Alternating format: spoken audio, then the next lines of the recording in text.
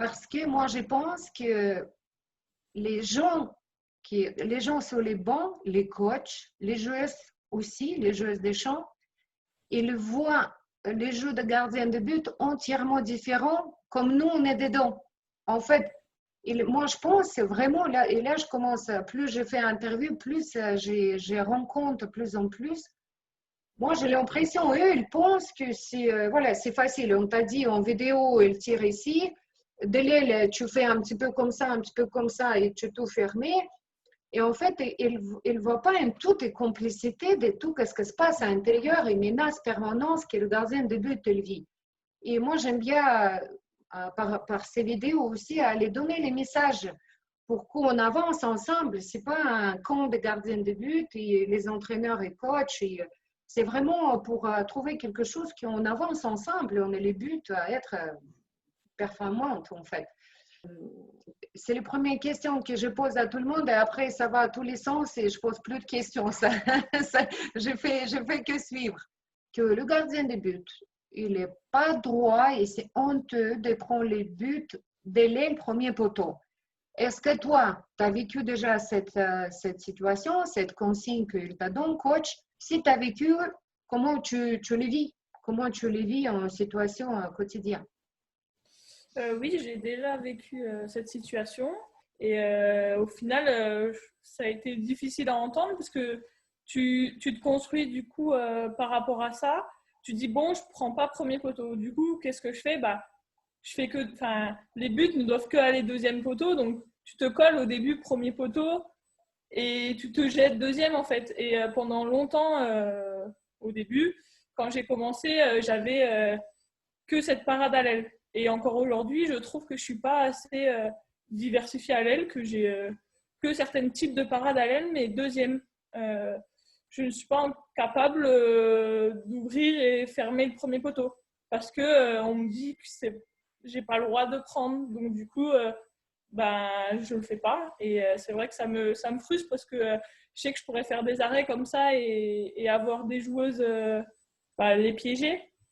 Et au final, bah non, il y a comme un blocage. Il y a un ancrage, Et j'ai une question. Et par exemple, si demain tu joues le match et tu décides toi-même, je dis OK, je suis le gardien de but, je fais ce que je veux. Moi, je suis dans le but, je suis un chef de projet normalement. Et tu les fais. Par exemple, je ne sais pas comment ça se passe aujourd'hui dans l'équipe de France, dans les clubs actuels, mais est-ce que est-ce qu'il y a encore un peur à faire et n'y pas réussir? Aujourd'hui, par rapport à l'aile ou en général? À l'aile. Je À parle. l'aile? Oui, beaucoup moins qu'avant, parce que du coup, c'est vrai qu'aujourd'hui, je le prends à mon compte, donc c'est mon jeu et je me dis, c'est moi qui vais jouer comme je veux.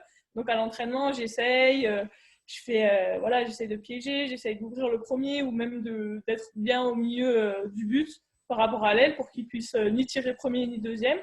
Donc je sais que je le fais beaucoup, beaucoup à l'entraînement, mais que c'est pas encore ancré en match. Et je pense qu'en match, ouais, je reste quand même dans la facilité, enfin dans ce que je sais faire.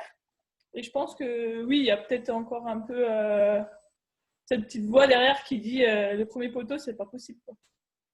Donc, toi, ces premiers poteaux, c'est pas possible. C'est incroyable. Non, mais c'est incroyable. C'est, d'accord. Donc, c'est vraiment ancré, premier poteau. Est-ce qu'aujourd'hui, c'est toi, enfin, c'est intéressant, qu'est-ce que tu dis, c'est très intéressant pour moi parce que euh, moi, j'entraîne au pôle. Est-ce qu'aujourd'hui, toi, tu penses que tu peux évoluer autrement si tu as eu le mal libre sur les l'aile depuis tout début? C'est pas grave, elle est très jolie ton ça. Oui, je pense que oui, j'aurais évolué autrement et j'aurais appris dès le début en fait à jouer avec le tireur parce que à l'aile c'est spécifique les parades quand même.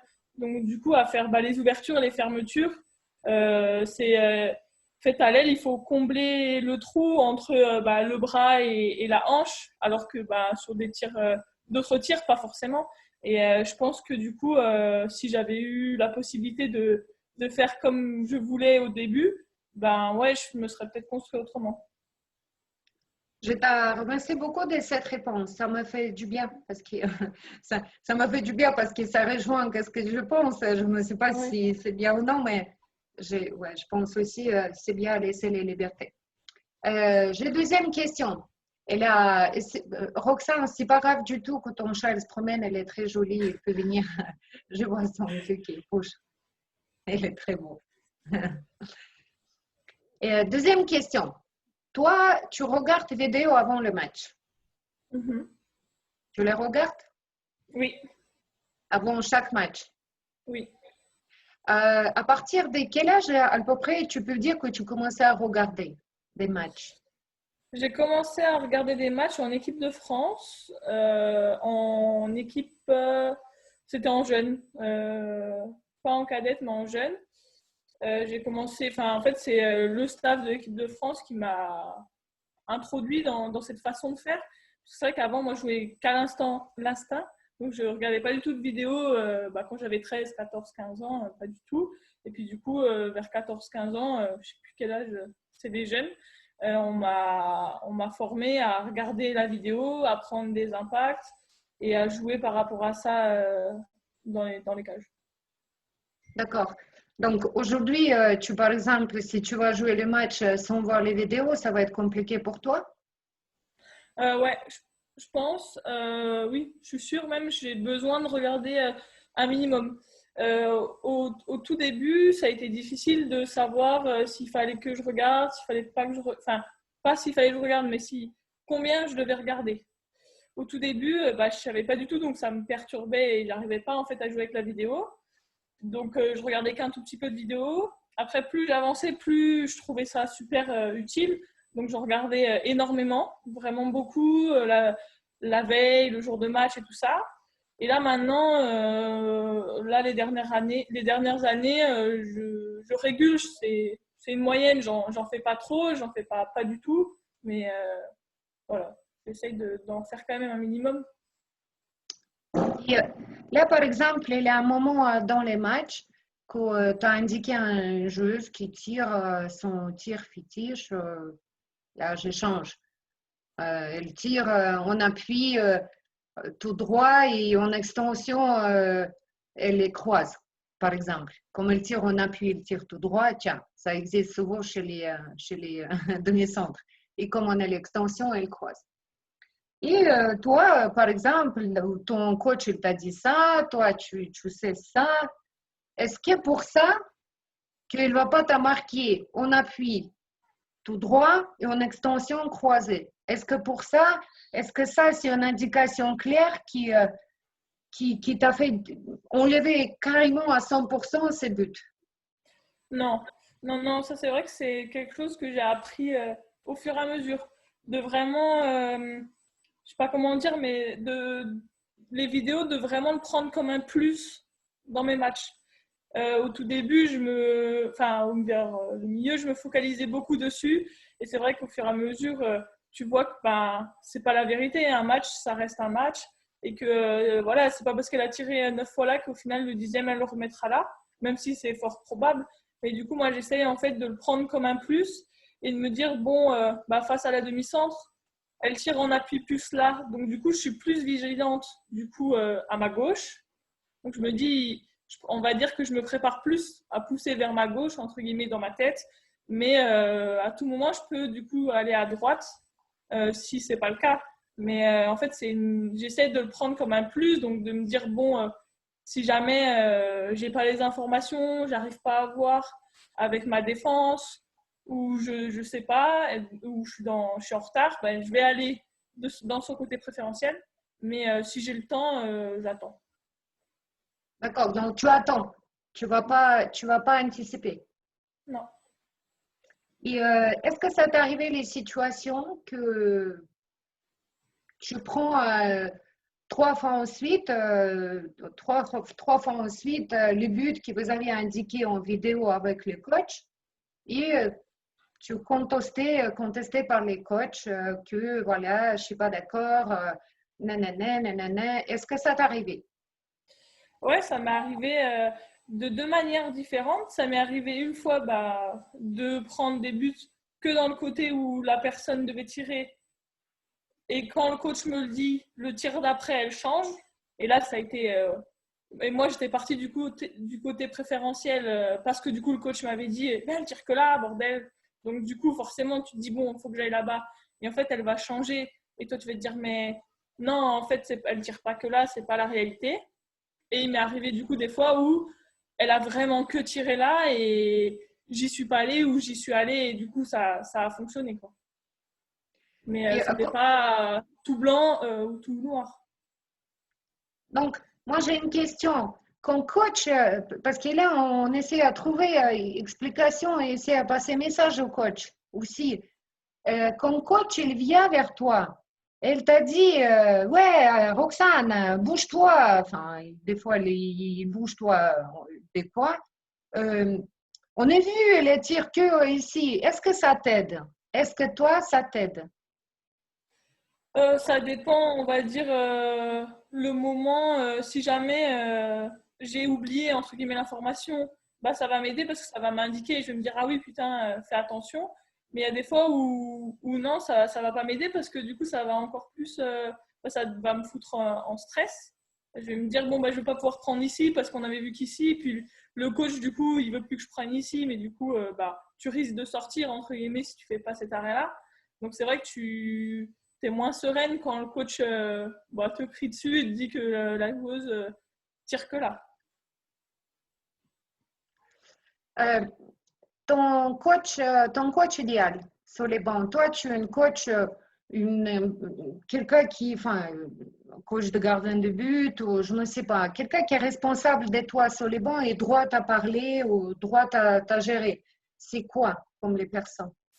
Moi, mon coach idéal, déjà, c'est un coach qui s'occupe que de moi, enfin, que des gardiennes et pas des joueuses, enfin, voilà, que du poste spécifique gardien, parce que c'est pas forcément facile pendant un match pour un coach principal de gérer les gardiennes plus ses joueuses, plus l'attaque, plus la tactique et tout ça.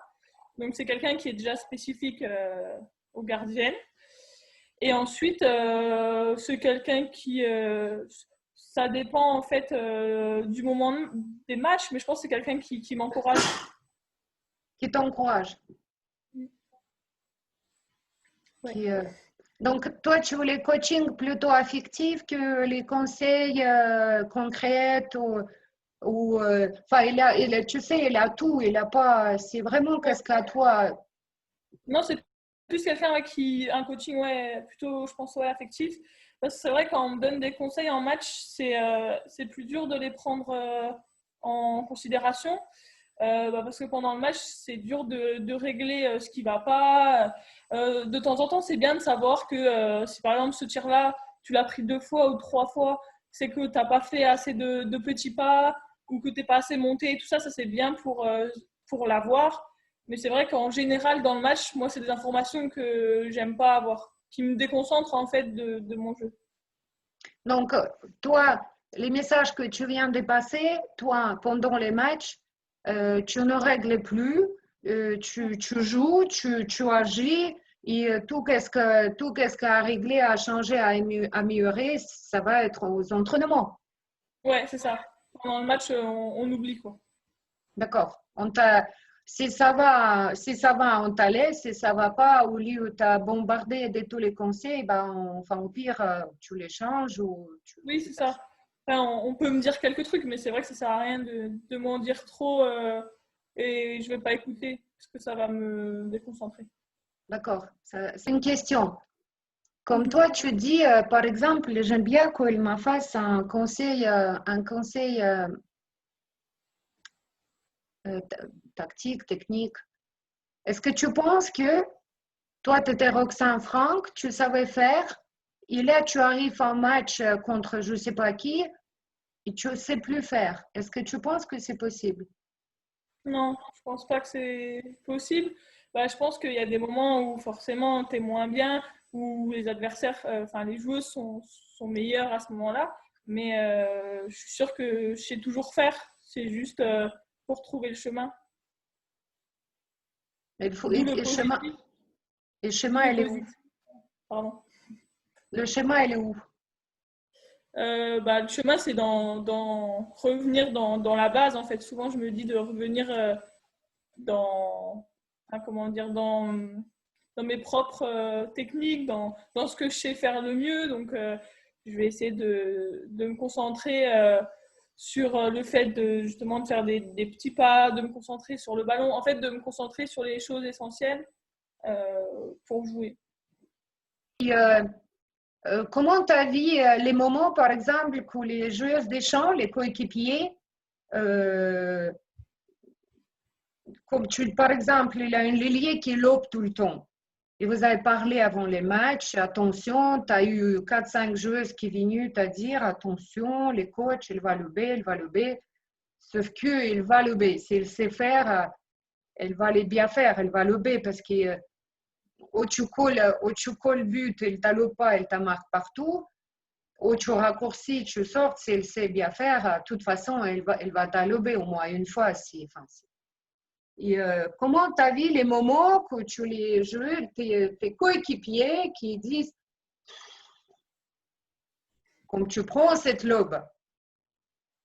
C'est difficile parce que forcément, la joueuse, tu as l'impression quand les joueuses font ça que c'est facile. Que bah oui, elle fait tout le temps ça, tu pourrais l'avoir. Mais en soi, les joueuses, des fois, elles font aussi des spéciales et tu le sais, tu le prends quand même. C'est vrai que c'est forcément beaucoup de négatif quand les gens ils font comme ça. Ouf, des fois, ils souffrent, mais c'est même pour eux-mêmes parce qu'ils ont pris. Parce que la fille est allée au but, mais tu le prends forcément pour toi parce que c'est toi qui es derrière et tu te dis bah merde, je vais pas assurer.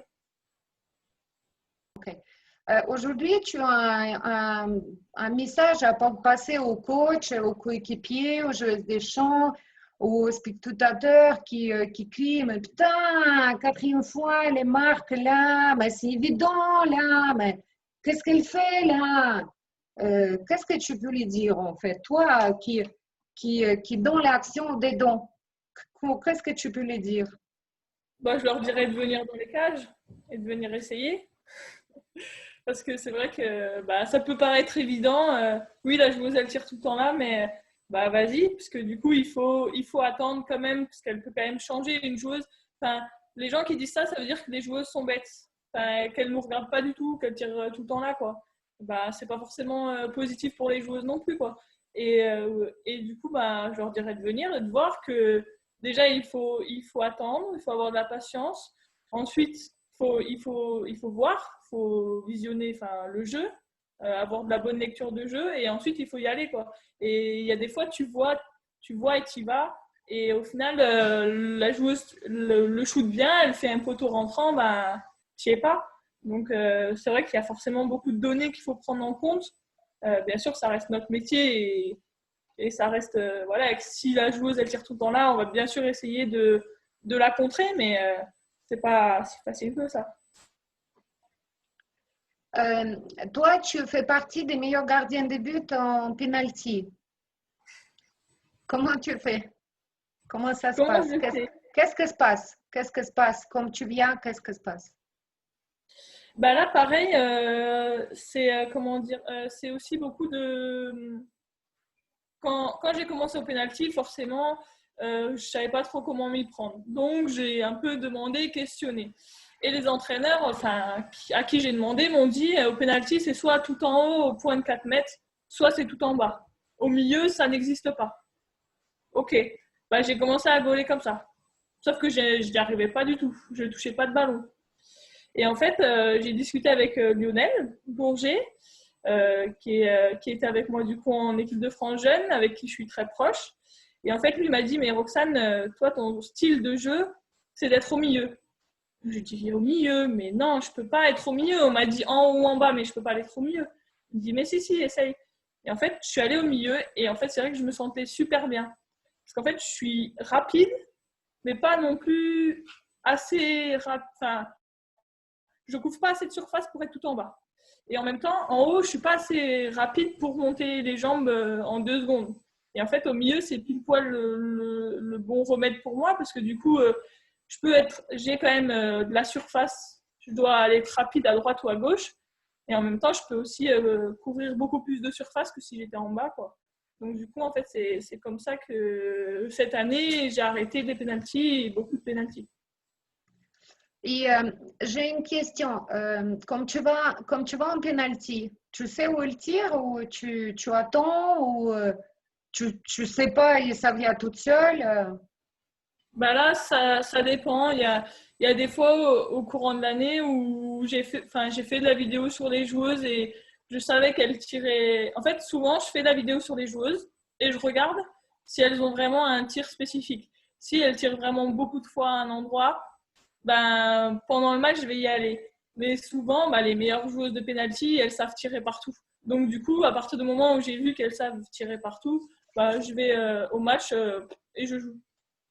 Tu joues un instant. Ouais. Et donc, j'ai encore une question. Et toi, tu es un entraîneur de gardien de but, tu es au pôle. Tu es au pôle, tu as les enfants des 13 ans qui viennent et tu vas les avoir jusqu'à 18 ans. Ok. Et comment tu vas les faire progresser? Qu'est-ce que tu vas faire avec? Tu ne me donnes pas des exercices, même si tu as, je les prends. Hein. Mais comment tu vas les construire leur apprentissage d'être super gardien? Bah, je vais essayer de leur apprendre tout ce que j'ai appris, donc toutes les techniques de parade possibles, dans le sens, je vais essayer de ne pas leur mettre de barrière. Leur dire que tout est possible et que bah, c'est pas parce qu'il y en a une qui lève moins haut la jambe qu'au final, elle va faire moins d'arrêts. Ça se trouve, elle va réussir à faire des arrêts avec ses mains. Enfin, moi, je sais que pendant ma carrière, j'ai eu au début beaucoup de mal à lever, à être rapide au niveau de mes jambes. Et en fait, on m'a fait faire des parades avec les mains mi-hauteur. Ce qui n'est pas forcément dans le classique, mais au final, j'ai fait des arrêts et je me suis construite après comme ça. Et maintenant, de plus en plus, je fais des parades du coup mi-hauteur. Mais c'est vrai qu'au début, de savoir que en fait, tu n'as pas de points faibles. Tes points faibles, c'est aussi tes points forts. Parce que ça fait que tu es atypique, que au final, toutes les gardiennes ne se ressemblent pas. Personne ne se ressemble. Donc, pourquoi pas? Pourquoi ça ne marcherait pas, quoi? Donc, tu les enfermais pas dans quelque chose de classique, que c'est comme ça, et voilà. Tu les laisseras évoluer libre. Ouais. Et j'ai bien compris. Oui, c'est ça. Après, j'essayerai forcément de mettre un cadre parce que c'est vrai que à 13 ans, tu es jeune, donc tu sais pas quoi faire en fait. Donc forcément, tu vas prendre modèle sur ce qu'on te donne. Mais je pense que le plus important, c'est pas forcément ce qu'on transmet en termes d'exercice, mais ce qu'on transmet en termes de parole. Le fait de dire, bon, moi je te transmets ça, c'est ce que je sais faire, mais quelqu'un d'autre te transmettrait autre chose, il serait tout aussi bon. Enfin, voilà, je dirais ça. D'accord. Tu dis que je les mettrai les cadres. C'est quoi les cadres pour toi? Bah, le cadre, je veux dire, le cadre de ce que moi je connais, comment dire, de faire les pousser, faire les appuis, pousser. Mais comme il y a des gardiennes qui au final poussent avec les deux jambes, en fait, je leur donnerai ce que moi j'ai appris à faire, donc mon cadre à moi, on va dire. Et après, elles le prennent ou elles le prennent pas en fonction de ce qu'elles sont. D'accord. Ce que je voudrais dire, c'est que je trouve dommage qu'il n'y ait pas plus d'entraîneurs gardiens au sein des clubs. Moi, j'ai la chance d'avoir un entraîneur gardien, mais je sais que c'est super important pour une gardienne d'avoir un entraîneur gardien parce que, mine de rien, c'est hyper spécifique et c'est vrai qu'on le voit, les coachs, ils peuvent pas nous aiguiller parce qu'ils n'ont pas été gardiens. Et forcément, ils nous disent prends pas premier, mais parce que pour eux, ils pensent que c'est la bonne solution. Alors qu'un entraîneur gardien, peut-être qu'il ne te le dira pas. Ou peut-être que si, ça dépend. Mais je veux dire, je trouve que c'est important d'être suivi pour son poste. Là, j'ai une autre question qui m'en vient tout de suite. Est-ce que tu penses qu'il faut avoir un entraîneur gardien de but sur les bancs pendant les matchs? Je pense que aujourd'hui, je dirais oui. C'est vrai que moi, j'ai jamais eu d'entraîneur gardien sur le banc. Ouais, jamais. ni à Colmar. Enfin, j'étais à Colmar, à l'ATH, et là à Besançon, enfin, j'en ai jamais eu. Donc en soi, pour moi, je dirais que c'est pas essentiel. Mais c'est vrai que aujourd'hui, à haut niveau, je trouve que c'est important parce que bah, du coup, pour tout ce qu'on disait avant, pour la façon de parler aux gardiens, la façon de dire les choses, d'accompagner en fait le gardien pour être encore meilleur en fait dans un. Si les coachs veulent que leurs gardiens soient encore plus performants, moi je trouve qu'un entraîneur gardien c'est essentiel. D'accord. OK. Bah, écoute, je te remercie beaucoup.